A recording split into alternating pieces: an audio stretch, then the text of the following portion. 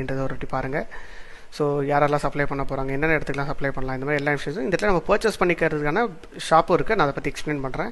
Reviews, next யாரெல்லாம் work பண்ணுறாங்க, fast delivery services, next இங்கே விளாக்ஸுமே நம்ம ஆட் பண்ணிக்க முடியும். ஏன்னா நம்மளுக்கு SEO ஆப்டிமைஸ்டாக இருக்கும். ஆல்ரெடி இந்த வெப்சைட்ஸ் எல்லாமே SEO ஆப்டிமைஸ்டாக தான் இருக்கும். So need not worry.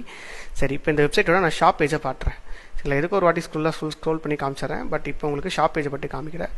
So இந்த ஷாப் பேஜை பார்த்தீங்கன்னா உங்களுக்கு தெரியும், வாட்டர் டைப்பு, பாட்டில் டைப்பு, அமௌண்ட்டு எவ்வளோ எல்லாமே நம்ம மேனிஃபைஸ் பண்ணிக்கலாம். இந்த இடத்துல நம்ம ஃபில்டர் பண்ணிக்கலாம். சரிங்களா?